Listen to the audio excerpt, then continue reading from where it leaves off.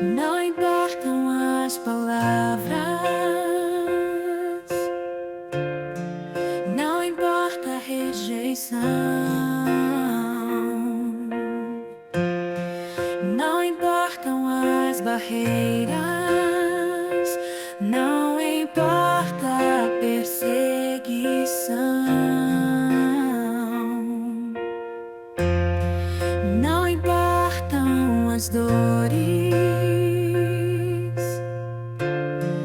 não importam as situações. Pela fé eu vou prosseguir, não vou cair.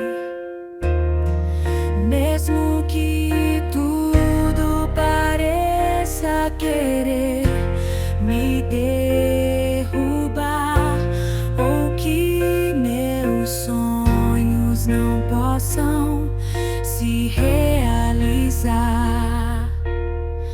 Posso até não querer sorrir, mas firme eu vou ficar, porque existe um Deus, não há amor maior.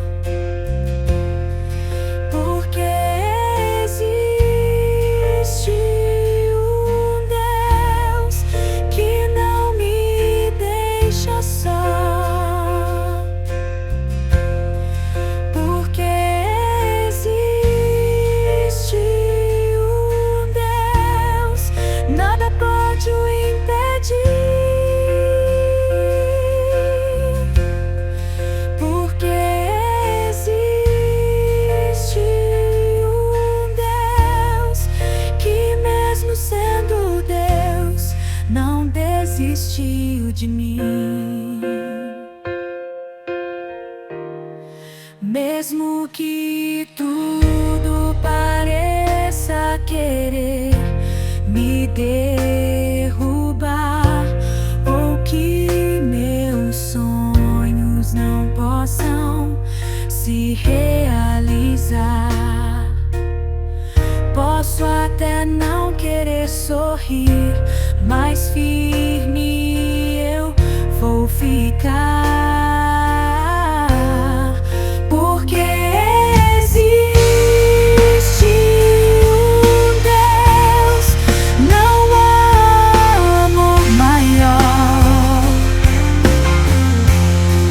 Porque existe um Deus que não me deixa só. Porque existe um Deus, nada pode o impedir. Porque existe um Deus que, mesmo sendo Deus, não desistiu de mim. Que insiste em me amar, está disposto a me perdoar e não quer me ver chorar. Seu nome é Jesus.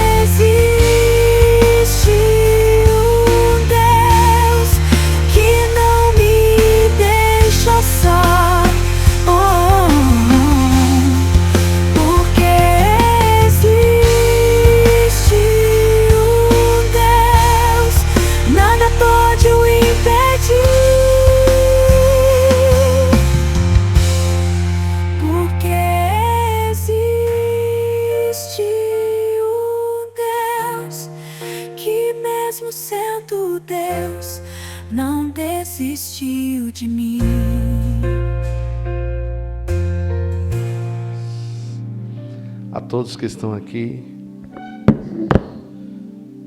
Obrigado, irmãos, por essa caminhada de 2025, que não foi fácil em muitas ocasiões, mas chegamos aqui. Amém ou não amém? Amém. Amém ou não amém? Amém. E vamos prosseguir. Amém ou não amém? Amém. Você crê que 2026 será um ano extraordinário de Deus na sua vida? Amém ou não amém? Pastor, todo ano você fala isso, justo? Para que todo ano Deus te surpreenda. Amém ou não amém? Deus tem uma mensagem para o seu coração, Eclesiastes, capítulo 3. Confesso para vocês que eu nunca preguei nesse texto, mas ontem o Senhor me deu essa palavra, e uma palavra bem conhecida, e eu fiquei maravilhado por aquilo que o Senhor vai fazer sobre as salvos, sobre as nossas vidas. O Senhor já está fazendo, na verdade. E a gente precisa, Eclesiastes capítulo 3. Amém? Eclesiastes 3. Amém ou não amém? Eu creio que essa é uma palavra de sabedoria para nós nesta manhã, para que a gente encare 2026 crendo na vitória de Deus sobre a nossa vida. Amém? Você que está aí na internet, abre em Eclesiastes capítulo 3, e eu peço que você seja o canal de Deus na vida de uma pessoa. Distribui esse link agora, rapidinho, abençoe alguma pessoa agora, porque o Espírito do Senhor está aqui. O Espírito do Senhor está conduzindo. Não fique preso, atrelado ao horário, às circunstâncias. Não, irmãos, estamos mergulhados na presença de Deus. Amém ou não amém? Eclesiastes capítulo 3, versículo 1. Quem achou diz amém? Amém. E diz assim, ó, na minha tradução, que é NVI, está assim: para tudo há uma ocasião e um tempo determinado para cada propósito debaixo do céu. Tempo de nascer, tempo de morrer, tempo de plantar, tempo de arrancar o que se plantou, tempo de matar, tempo de curar, tempo de derrubar, o tempo de construir, o tempo de chorar, o tempo de rir, tempo de prantear e tempo de dançar. Até aí. Senhor Deus, em conformidade com o coração do teu filho, como já foi orado, fala aquilo que precisamos ouvir, não aquilo que por muitas vezes queremos ouvir, porque a tua vontade é boa, perfeita e agradável sempre, Senhor. Me coloco diante da tua presença como teu menino de recado nesta manhã. Que possamos sair daqui cheios para um 2026, Senhor Deus, de bênçãos, de graça e de paz, daquilo que o Senhor tem reservado para nós. Que possamos ter a sabedoria em conhecer a Ti e continuar nos Teus propósitos e nos Teus caminhos. Quantos creem assim, em nome de Jesus? O livro de Eclesiastes, capítulo 3, é amplamente conhecido com a frase: há um tempo determinado, ou tempo para todas as coisas debaixo do céu. Quem nunca ouviu essa expressão, né? Há um tempo para tudo debaixo dos céus. O texto, queridos, enumera por muitas vezes opostos, né? O tempo de nascer, o tempo de morrer, o tempo de plantar, o tempo de colher, o tempo de chorar, o tempo de rir. A mensagem central de Deus nesse texto é que Deus estabeleceu para cada um de nós um evento e um tempo de evento de propósito para a nossa vida. Precisamos ter a sabedoria ao viver conforme cada estação que Deus coloca sobre a nossa vida. Assim como as estações do ano, né? Nós temos o outono, em que as folhas caem. Depois nós temos a primavera, onde as flores nascem, né? Depois nós temos o verão, onde vem o calor. Depois nós temos o inverno, onde vem o frio, assim também são os propósitos de Deus e nas experiências que Deus nos traz em nossas vidas. A gente tem que entender que a nossa vida existe estações e estações de Deus. Para que a gente possa decorrer nesse tema de uma forma mais profunda, abre em Salmo 137, pois são salmos que irão nos ajudar. Salmo 100, número. O salmo que Eurico leu foi o 36, 136. E a gente vai ler o próximo, 137. Quem achou diz amém. Vamos lá? E diz assim, ó: junto aos rios da Babilônia, nós nos sentávamos e chorávamos com saudade de Sião. Ali nos salgueiros penduramos as nossas harpas. Ali os nossos captores pediam-nos canções. Os nossos opressores exigiam canções alegres, dizendo: cantem para nós uma canção de Sião. Como poderíamos cantar as canções do Senhor numa terra estranha? Que a minha mão direita dê fim, ó Jerusalém, se eu me esquecer de ti. Que a língua se grude no céu da boca, se eu não me lembrar de ti e não considerar Jerusalém a minha maior alegria. No Salmo de número 137, irmãos, é o lamento do povo de Israel que está indo exilado para a Babilônia. A passagem menciona a tristeza, saudade de Sião, que era Jerusalém. As harpas penduradas nos salgueiros significavam que as canções de Deus não poderiam ser cantadas em terra alheia. O salmo expressa a dor e perda e a dificuldade de se adaptar em um novo ambiente longe da sua terra e do seu templo. Em volta de 586 a.C., o reino de Judá é conquistado pela Babilônia. E lá o templo de Salomão foi destruído. E parte da população, aquela que sobreviveu, foi levada em cativo para a Babilônia. Esse salmo relata a tristeza e a saudade por causa do exílio da sua terra, a luta e a opressão que o povo passava. Por isso, irmãos, a estação de dor, há momentos em nossas vidas que precisamos passar por lutas, provações, tempestades, que por muitas vezes são imprevisíveis e inevitáveis. A vida não nos prepara para algumas dores, ela simplesmente nos apresenta.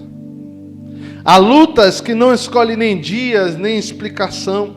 Há traições que vêm de quem menos esperamos. Há momentos que oramos, choramos e clamamos a Deus e parece que o céu está em silêncio. É exatamente por causa disso que existe Eclesiastes 3 e o Salmo 137. Por quê, pastor? Porque Deus conhece as estações de dores em nossa vida. E Ele não as ignora. Há um tempo de chorar e o tempo de prantear, Eclesiastes 3:4. A Bíblia não romantiza a dor. Deus não finge que está tudo bem quando não está bem. Há dores que não são pecados a gente sentir, irmãos. Vocês sabiam disso? A dor da traição. A traição dói porque ela nasce aonde tinha uma confiança. A traição nos rasga por dentro, não porque a pessoa foi embora, mas principalmente porque aquela confiança ela foi quebrada.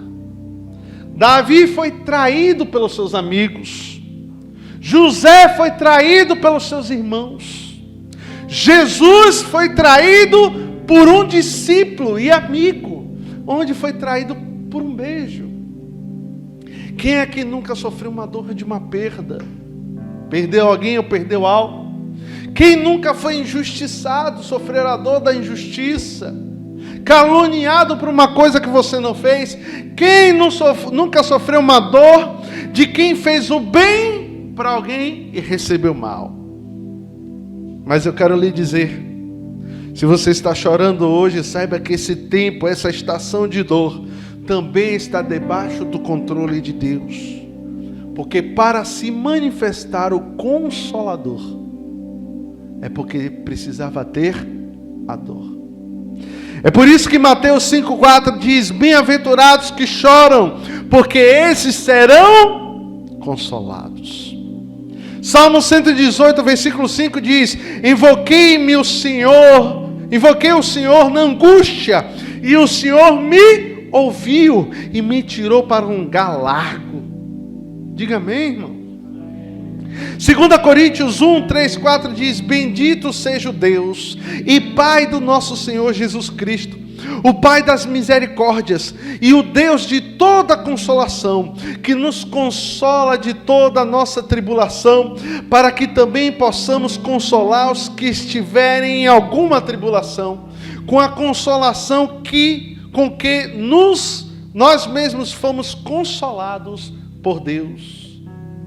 Significa o que é isso, pastor? O Consolador significa que esta estação difícil de dor que você está passando não é definitiva.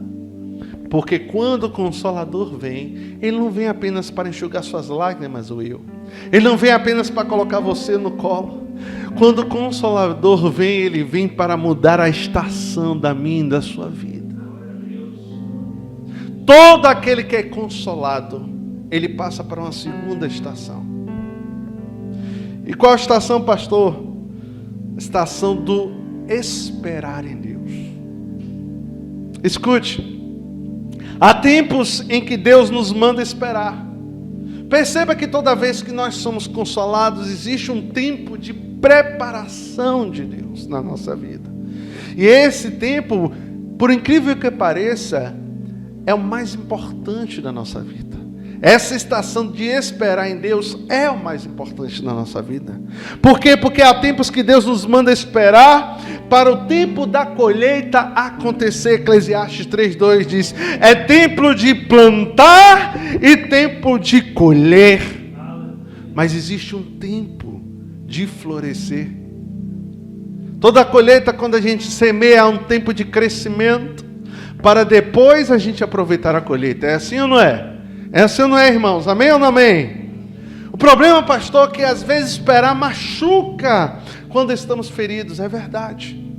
Esperar parece por muitas vezes injusto quando a dor é real. E às vezes parece que Deus nos esqueceu. Mas eu quero lhe dizer uma coisa nessa manhã: Deus não trabalha com pressa, Deus trabalha com propósitos.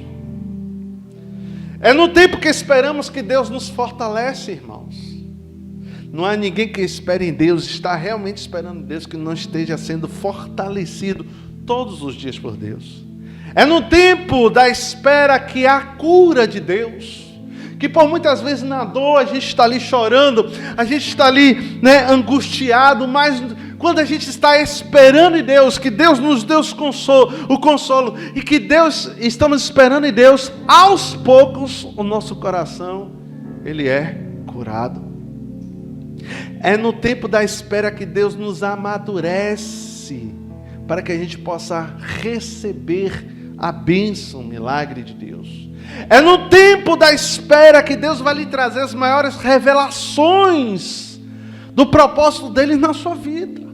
Porque é no tempo da espera que nós buscamos, é no tempo da espera que nos ligamos, é no tempo da espera que declaramos que nós somos fracos. Por isso a palavra de Deus diz que quando vocês forem fracos, aí vocês são fortes, porque estão ligados com Deus. E quem está ligado com Deus vive em mistério, em revelação e milagre de Deus. Por isso que no tempo da espera, qual é o tempo da espera, pastor, que estamos lendo? É o tempo do cativeiro babilônico. Quando eles foram para lá, eles tiveram uma espera de 70 anos para chegar na terra prometida novamente, para voltar para sua casa, para voltar para Sião novamente. Mas foi nesse tempo que ocorreram os maiores milagres de Deus, porque o povo estava sujeito a Deus. Sujeitai-vos, pois, a Deus, resistir ao diabo e ele fugirá de vós. Foi lá que teve a fornalha ardente. Foi lá que teve a cova dos leões. Foi lá que governadores, imperadores e reis se converteram. Foi lá que uma nação estranha, idólatra, só podia adorar o Deus de Israel por meio de decretos. Escute, que valor tem um escravo? Nenhum. É uma ferramenta.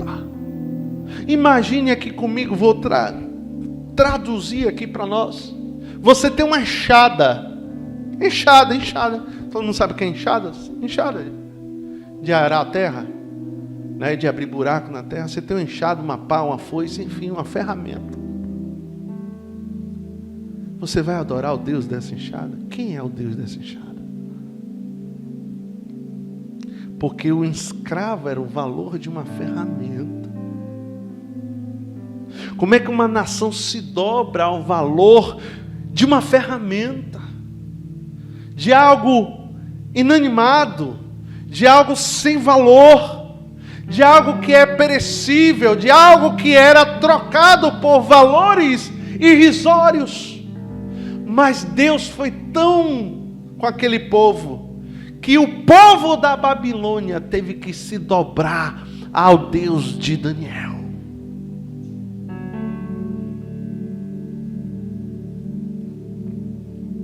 O período da espera, irmãos, a estação da espera, é um tempo que Deus está trabalhando não só para te preparar para a bênção e o milagre, mas principalmente naquilo que está ao seu redor, para que você receba o milagre. Porque é o tempo da espera que Deus realiza as conexões estratégicas para que seu milagre seja realizado, para que você receba o milagre. Olha o que Deus diz através do profeta Ezequiel. Ele diz: aí, onde vocês estão, na Babilônia, orem pelos seus, misericórdia, pelos seus governadores, orem pela Babilônia, para que vocês vivam bem. Deus, através dos prodígios, sinais e maravilhas, favoreceu, mesmo que o povo fosse escravo, favoreceu os filhos de Deus. Porque o tempo de espera, Deus está trabalhando ao redor de você. A bênção não vem só para você. A bênção vai recair e sobrejar, transbordar naqueles que estão em sua volta. O tempo de Deus nunca será atrasado. Ele chega no horário certo, no momento certo. Ele chega quando estamos prontos para suportar o milagre. Eu ouvi uma frase aqui na conferência e eu peguei aquilo para mim. Deus não tem algo preparado, não está preparando algo para você. Deus está preparando você para receber o algo de Deus. Amém? Amém ou não amém? Salmo 126, para a gente terminar. 126. Eu quero que vocês prestem atenção aqui. Amém? Prestem atenção aqui. Salmo 126. Diz assim, ó: quando o Senhor trouxe cativo de volta a Sião, foi como um sonho. Ó, Eurico disse isso. Então a nossa boca se encheu de riso e a nossa língua de cântico, de alegria. Até outras nações diziam: o Senhor fez grandes coisas por este povo. Sim, coisas grandiosas fez o Senhor por nós, por isso estamos alegres. O Senhor restaura-nos, assim como enche os leitos de ribeiros no deserto. Aqueles que semearam com lágrimas, escute isso. Isso é para essa igreja, salvos. Aqueles que semearam com lágrimas, com cânticos de alegria, colherão. Aquele que saiu chorando, lançando a semente, voltará com cânticos de alegria, trazendo os seus feixes. Salmo 126, irmãos, descreve a restauração de Jerusalém para a Terra Santa. A alegria que Deus trouxe a esse povo. Ei, o Salmo 126 nos fala da confiança, da fidelidade que precisamos ter em Deus, mesmo em tempos de dificuldade. Alegria e gratidão porque o Senhor está trabalhando na nossa vida. Queridos, aleluia, amém? Para liberar aí, né? Glória a Deus. Mas vamos lá. A expectativa de bênçãos futuras que o Senhor tem sobre a nossa vida, o Salmo 26 diz isso, sobre a semente e a colheita, o testemunho público da restauração de Deus. Outras nações estavam dizendo: o Senhor é com eles, assim vai ser na minha vida e na sua vida. O exílio foi uma experiência de perda profunda, mas o Salmo mostra como Deus pode reconfigurar a dor e a tristeza em alegria. E eu tenho para terminar 5 conselhos para 2026. O primeiro é aceitar os ciclos naturais de Deus sobre a nossa vida. Reconheça que há um tempo para iniciar e um tempo para terminar. Um tempo para planejar e um tempo para descansar. Evite forçar mudanças fora do seu tempo. Valorize as fases da vida. O aprendizado, a maturação, a recuperação. Tudo isso vai lhe frustrar menos em 2026. Confie em Deus. Segunda, valorize a sabedoria do discernimento, Deus. Antes de agir, pergunte: Senhor, qual é o seu propósito? Quais são os sinais que eu preciso esperar ou avançar, Senhor? Busque o aconselhamento de Deus, dos homens e mulheres de Deus, e busque a paciência na hora de decidir coisas importantes para a sua vida. Mudança de carreira, relacionamentos, projetos. Terceira coisa, cultive o equilíbrio entre risos e lágrimas. Como assim, pastor? Permita-se chorar na hora que tem que chorar, mas também permita-se alegrar e celebrar quando você tem a vitória do Senhor. Tem gente que trabalha tanto, Will. Tem gente que está o tempo todo correndo. Sobrou um dinheiro para comprar um picolé, meu irmão, vai ali, pega abençoado, vai na praça, chupa um picolé olhando para a praia e agradeça a Deus, porque existe tempo de alegria. Você só vê crente chorando o tempo todo, você só vê crente reclamando o tempo todo, você vê crente murmurando. Por quê? Porque não aproveita o momento da alegria. Use as dificuldades para crescer. Mantenha-se em gratidão por momentos de alegria, porque uma está quase colada na outra, quase sai em gratidão. Quarta coisa, faça a prática da gratidão e da presença e da perseverança em Deus. Mantenha o hábito de anotar 3 coisas que você vai agradecer a Deus diária. Tem gente que diz assim: quando eu acordo, agradeço a Deus por estar vivo, pela saúde.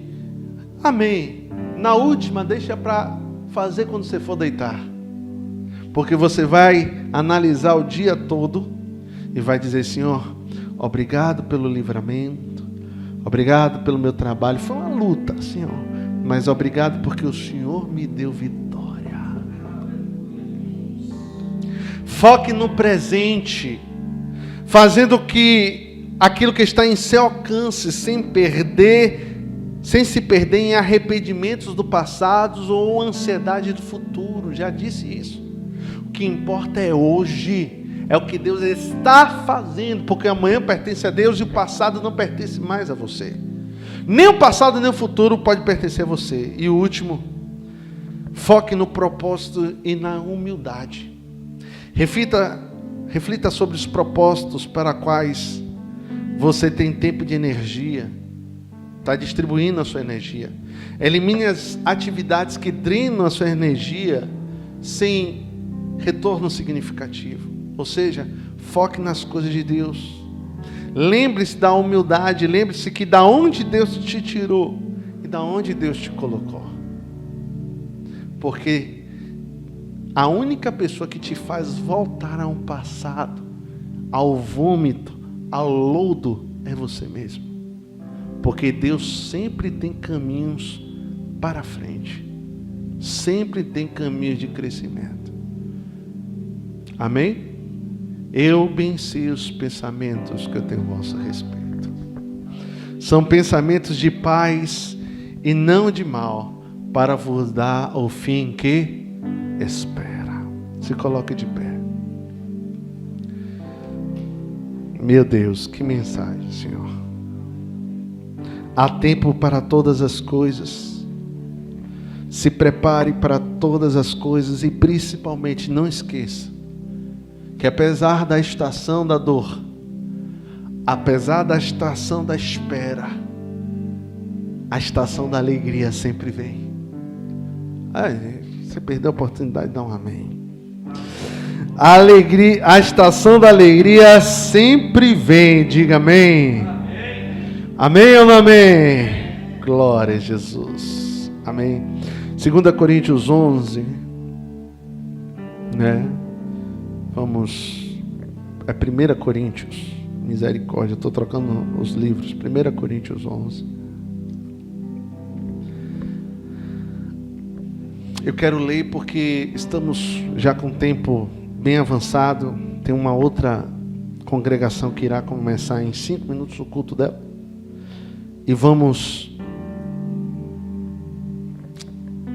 fazer a nossa ceia desse mês. A gente deixou para que a gente fizesse, porque tem uma mesa bonita aqui, os irmãos da internet que não puderam vir, eu acredito assim que não puderam vir, mas tem uma mesa bonita aqui de um café da manhã.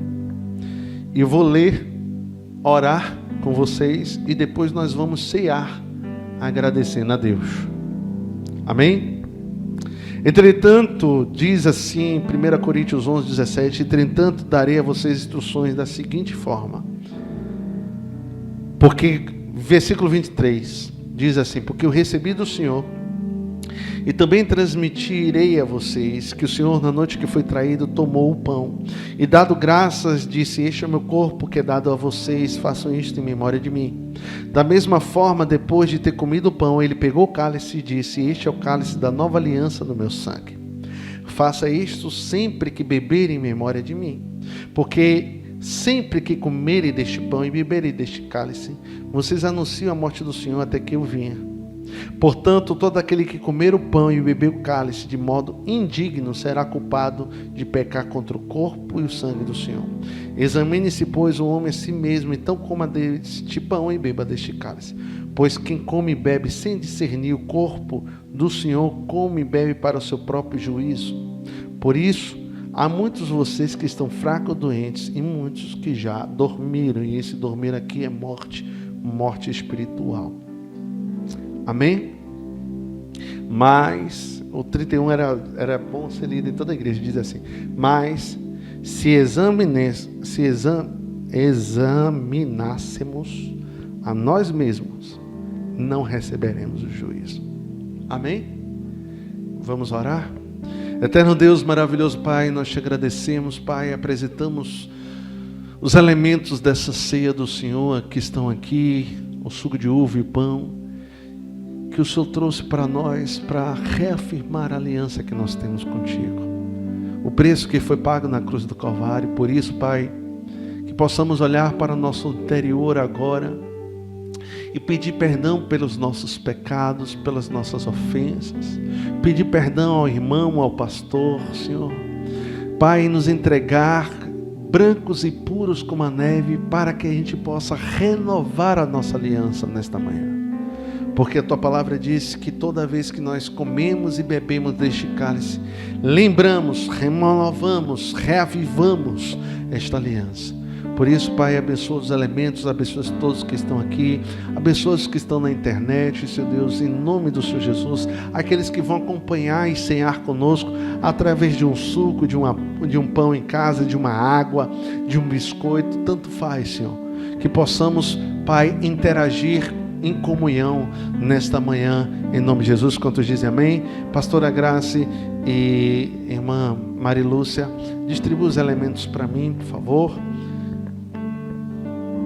Enquanto isso, nós vamos adorar. Adora aí, meu irmão. Deixa eu usar.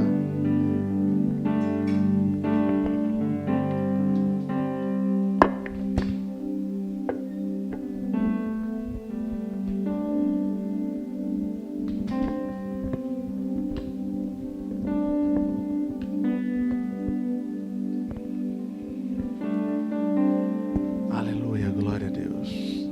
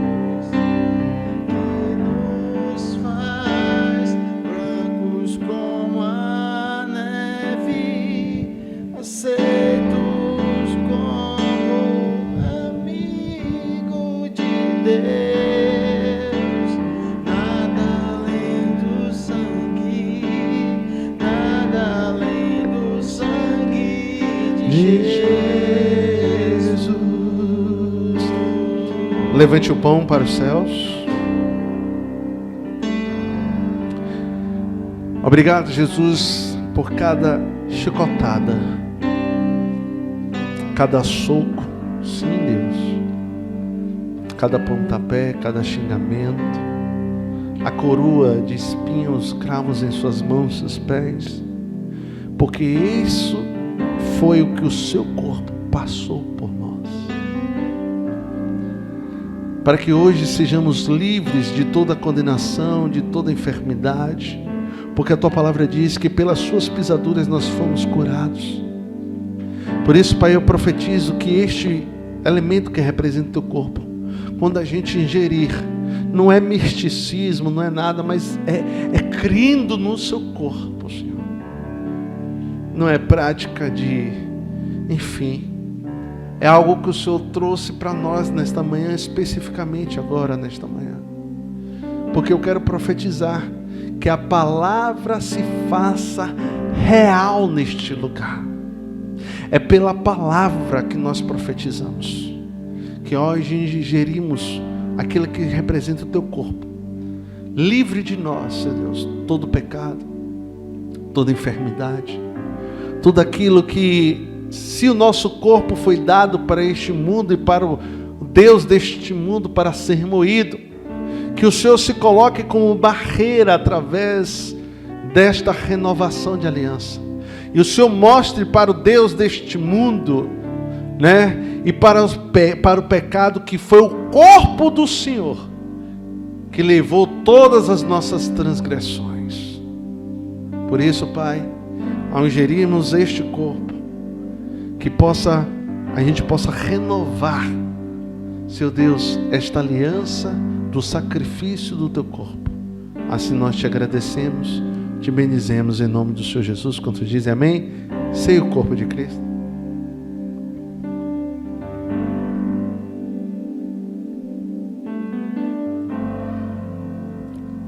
E a palavra de Deus diz, semelhantemente, depois de cear, tomou o cálice e disse, este é o cálice da nova aliança.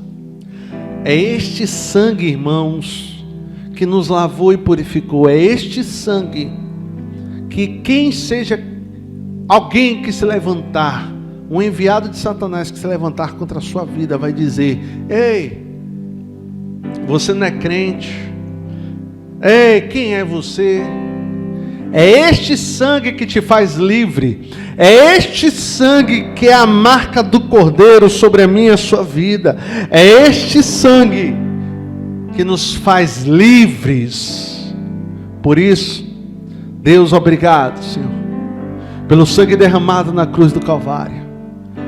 Porque apesar de todos os animais da terra fossem mortos, não teria como.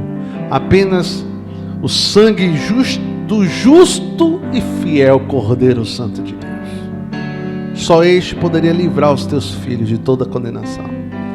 Obrigado, Jesus, pelo teu sangue derramado sobre a nossa vida. Quem concorda diz amém. Sem o sangue de Cristo.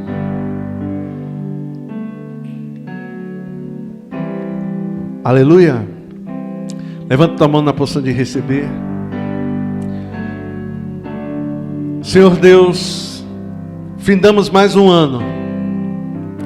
Foi mais um ano, Senhor, de bênçãos, de provas, de lutas, de estações. Mas eu creio, Senhor, eu creio, Pai, que como foi profetizado, pregado, que foi dito aqui pelos nossos irmãos, pelas oportunidades, pelos louvores, o Senhor está presente o tempo todo. Por isso, Senhor Deus, não importa como vai ser 2026, importa que o Senhor esteja conosco em 2026, importa que a sua presença jamais nos deixe, que teu amor inunde o nosso ser, que a tua graça, Senhor Deus, seja derramada todos os dias em 2026, que a nossa família esteja debaixo do teu querer, da tua presença, do teu mover em 2026, que as nossas finanças sejam suas em 2026, meu Deus, que os nossos projetos sejam seus em 2026, que 2026 seja o ano, Senhor Deus, da graça, do amor, da bênção, da prosperidade de Deus, da libertação de Deus sobre a nossa vida, a nossa casa e nossa família. Assim a igreja Salvos pela Graça profetiza em nome do Senhor Jesus, que 2026 seja o ano do Senhor sobre a nossa vida. Quem concorda diz? Amém. Não, foi fraco. Quem concorda diz? Amém. Aleluia, glória a Deus. Dê uma salva para esse Deus maravilhoso. Glorifique Ele, exalte a Ele. Aleluia, Ele está aqui, irmãos. Creia que 2026 é o ano do Senhor sobre a sua vida, sobre a sua casa, sobre a sua família. Amém? Glória a Deus. Estenda suas mãos agora na posição de receber. Que a graça e a paz do nosso Senhor e Salvador Jesus Cristo e as doces consolações do Santo Espírito de Deus, sua preciosa comunhão, repousa sobre cada vida, sobre cada ministério, sobre cada chamado, sobre cada família aqui representada, sobre todos os restos espalhados sobre a face da terra. Assim nós agradecemos, te bendizemos. Obrigado, Senhor, pelo 2025, porque até aqui o Senhor foi que nos manteve, foi o Senhor que nos trouxe o milagre, a provisão, a cura, a restauração, e cremos, Senhor, que 2026 será o melhor ano do Senhor. Se 2025 já foi bom, 2026 será melhor ainda. Assim nós cremos em nome de Jesus, amém? E eu quero profetizar sobre as Salvos pela Graça. Em breve estaremos no nosso cantinho para a honra e glória do Senhor Jesus, amém? Amém ou não amém? Glória a Deus. Deus te abençoe, você que está aí na internet. Muito obrigado, que se você tem um 2026 de graça, de amor, de vitória do Senhor, esteja conosco, toda quinta-feira na nossa live de oração, e domingo às 8h20 da manhã aqui no Hotel Porto Belo, antigo Verde Mar. Não mudamos de lugar, só o hotel que mudou de nome. Amém? Glória a Deus. Fica com Deus.